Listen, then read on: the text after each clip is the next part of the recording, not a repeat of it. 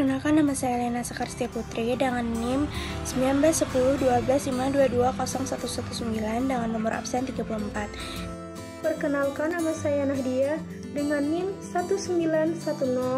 191012200019 dengan nomor absen 18. Perkenalkan, nama saya Nopia Wahdah dengan NIM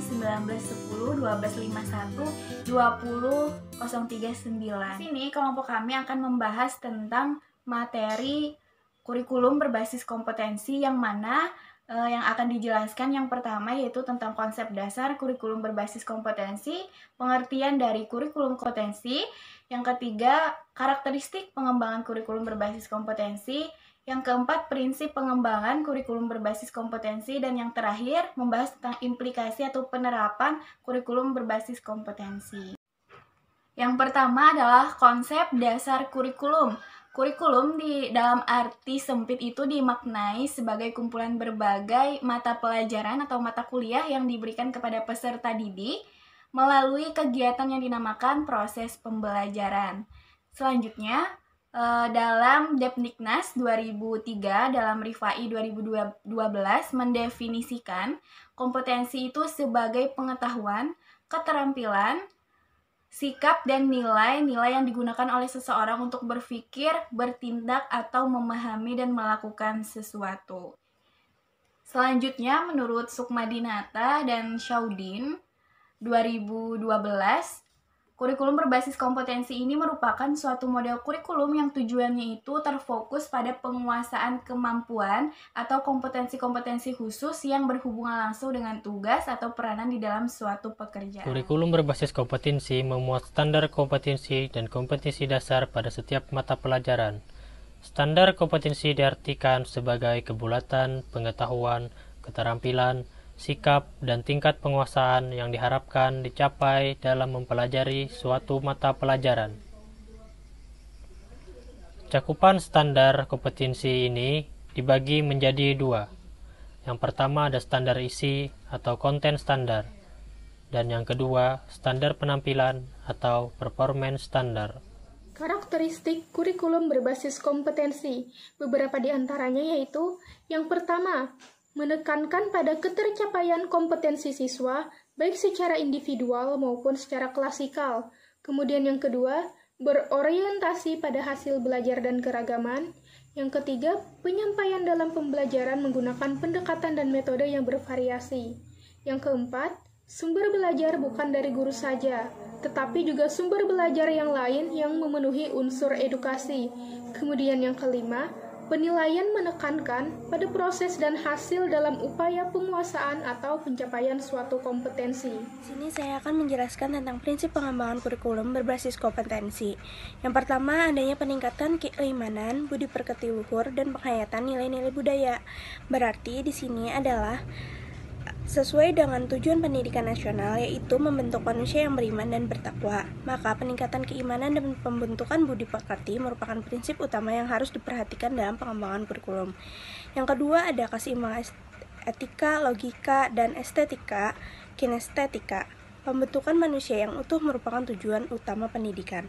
Manusia utuh adalah manusia yang seimbang antara kemampuan intelektual, sikap, moral, dan keterampilan. Pengembangan KBK harus memperhatikan tiga keseimbangan tersebut.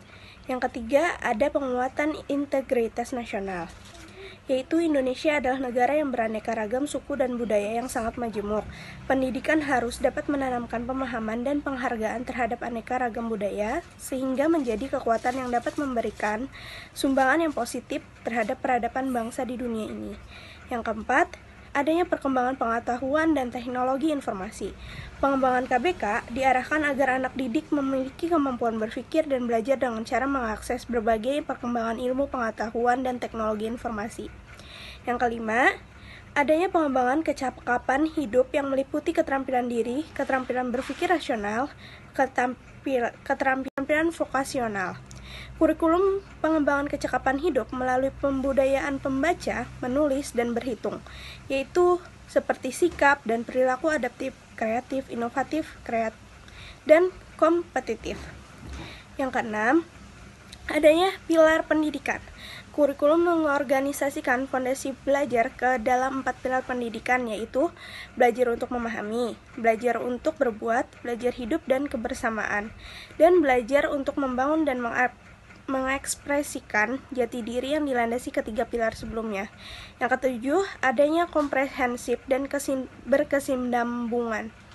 Komprehensif mencakup keseluruhan dimensi kemampuan dan substansi yang disajikan secara berkesinambungan, mulai pendidikan taman kanak-kanak sampai pendidikan menengah.